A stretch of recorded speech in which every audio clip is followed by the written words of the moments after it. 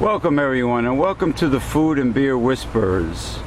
I am your host for the Food and Beer Whisperers, James P. Madonna of Mega Life 21, the hardest hitting internet talk radio station on the planet.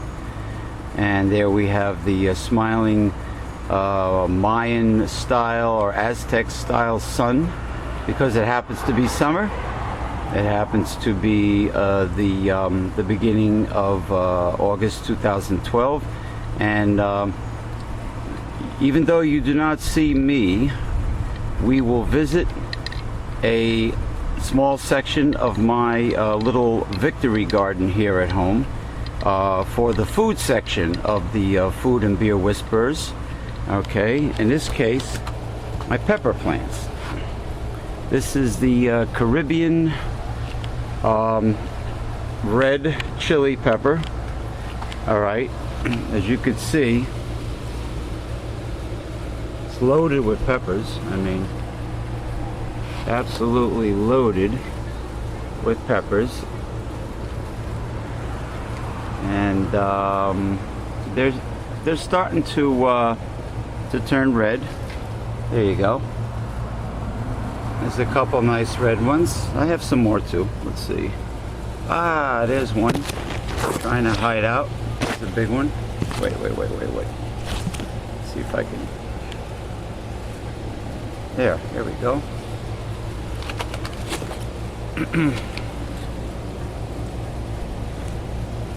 All right. There's one, nice and spicy, the way I like it.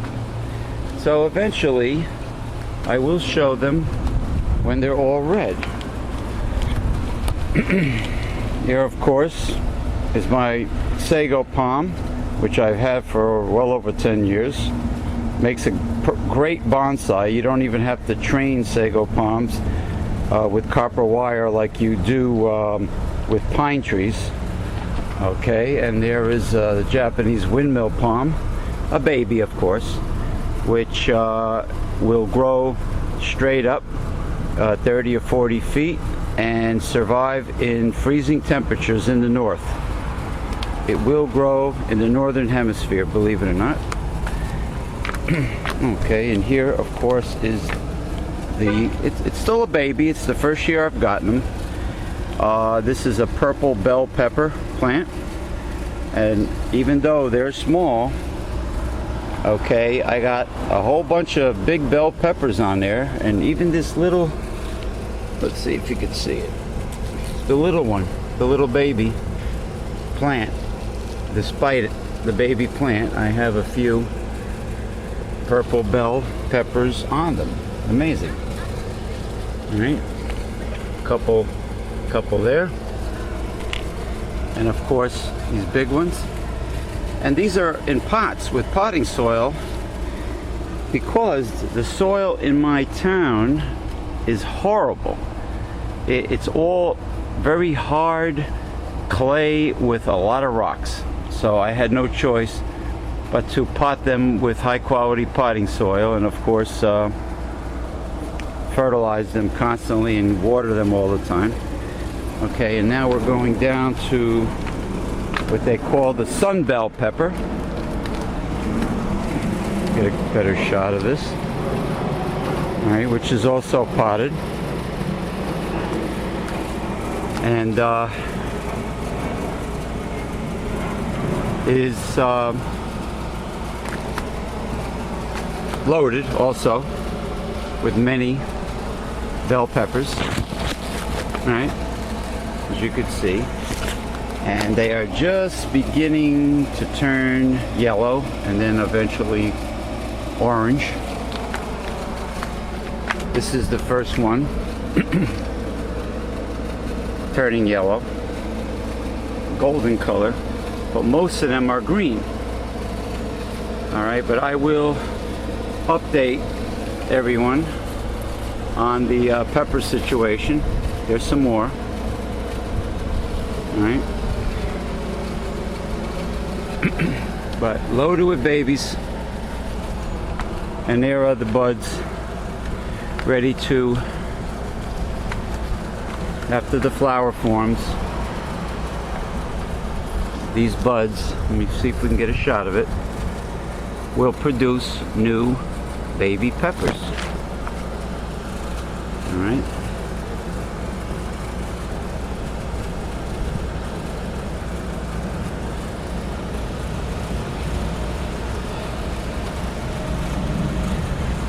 There you go.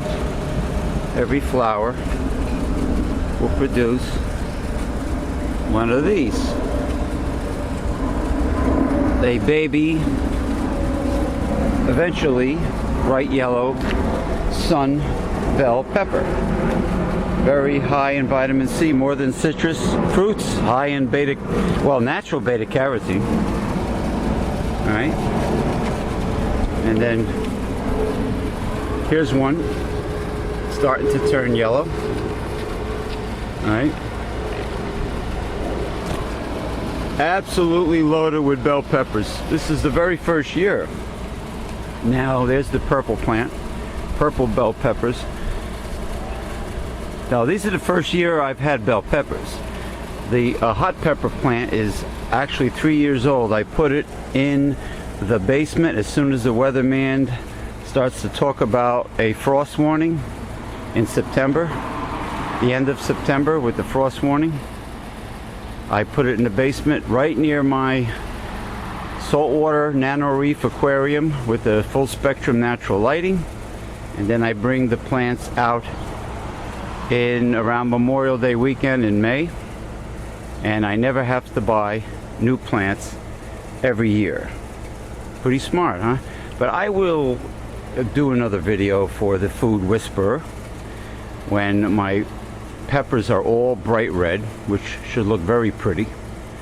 Okay. And next I'm going to show you some more plants I have.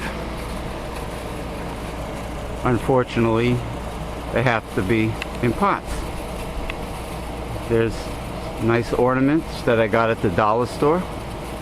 All right. Pink flamingo, seahorse, and a gecko.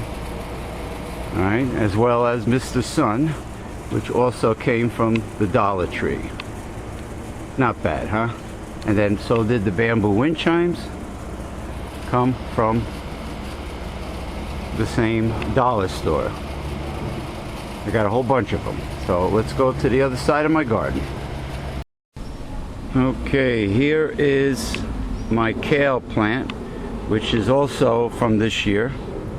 I only pay like for 4 plants where I go shopping at Farmers Market in Patterson. I only pay like between $1 to $2 for these plants, and I will bring them inside before the frost and keep them throughout winter.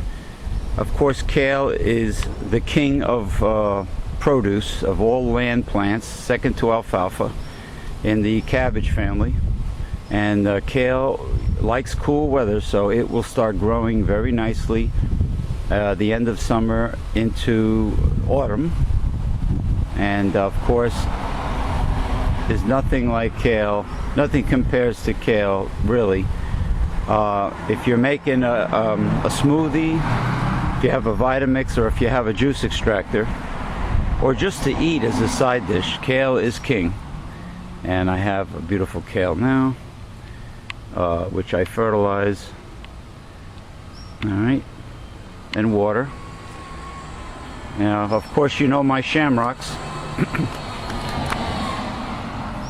I bring them in the winter and I put them out spring and summer. All right, the Irish shamrocks. They're not food, but they're pretty. They, you know, they give you those pretty white flowers. Now here, I have garlic chives. They come up by themselves every year, all right? And here's the other one. Garlic chives. I leave them outside because they're perennials. They come up by themselves. And I clip them with the scissors when I need chives or any soup, you know, Asian soup or miso soup, or just about any recipe that calls for onions. And they're very tasty, and I could, you know, you could dry them, or you can put them in a freezer bag, and they're starting to flower. Eventually, these chives will be loaded with beautiful little white blossoms, okay, which are very pretty, and you know, they're just ready to open up, and of course the seeds will come out of those blossoms. All right, very tasty. Smells like garlic. This is a fiasco, and I have no idea why this happened. As you can see, I get I guess they're around 5-gallon decorative buckets from the dollar store, with potting soil also from the dollar store, and these are beefsteak tomato plants that are very high now. There's no tomatoes on them yet, and this is the problem. You see all the brown foliage? From what I understand, a fungal infection attacked the United States tomato crop this summer, and maybe that is it, because I only I mean, the plant grew, I fertilize it, I water it, it doesn't get too much sun, it doesn't get too little sun. I use plastic cable ties to tie it to the railing so it gets support, but I have no idea why I have no tomatoes yet. None. I usually get lots of tomatoes, but not this year. Next I'm going to show you the snake squash vine. In Italian it is called St. John's squash or cucuzzi, and the vines are growing up a split pine tree that I'm using as a trellis. All right, see if you can get a good view of this. The cucuzzi. No squash yet. No squash yet, but you never know. You know, this year has been very bad for crops because of the nationwide drought, the terrible drought. That might be from either the El Nino or global warming. So things have been very dry. So